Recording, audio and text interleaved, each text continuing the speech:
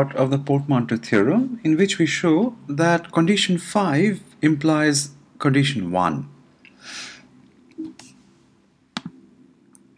Now, condition 1 is nothing but the weak statement of weak convergence, in which we need to show that if I have any real bounded continuous function, then its expectation under Pn converges to expectation under f. Since f is given to be bounded, I can always scale and shift it to make f bounded between 0 and 1. Now here is an identity that you may or may not have seen before. This is often called a layered representation.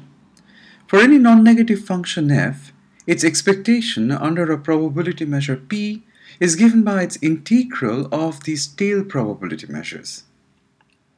This is nothing but a consequence of Fubini's interchanging the two integrals, but if you have never seen this before, it's a good exercise to try. Now, since I have assumed that f is between 0 and 1, I can replace this infinity in this integral by 1. And the same identity holds for every Pn, where I replace here p by Pn.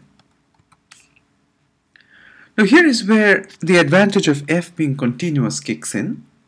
Since f is continuous, if I consider any of this set f larger than t, then its boundary must be contained within the set f is equal to t. Now for various t's, this f is equal to t, this gives you a disjoint collection of sets. This is uncountably many, this is an uncountable family of sets. Since I'm working with a finite probability measure, except for countably many, each of these sets must have mass 0. Therefore, except for countably many t's, the sets f larger than t must have a boundary measure 0. In other words, it must be a p-continuity set for all but countably many t's. The condition 5 is exactly the convergence of the mass of a p-continuity set. Thus, using condition 5 and the dominated convergence theorem, if we take the limit as n goes to infinity of 0 to 1, Pn f larger than t dt, then notice that countably many sets is almost sure with respect to the Lebesgue measure, except for the countably many set where p-continuity fails to hold.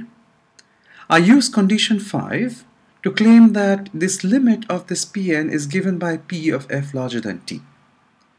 The dominated convergence theorem then shows that the integral converges. Now this guy over here, by layered representation, is the expectation of f under Pn, and the right hand side is the expectation of f under p, and therefore I have shown that expectation of f under Pn converges to expectation of f under p for every real bounded continuous function f on S, and that proves condition 1.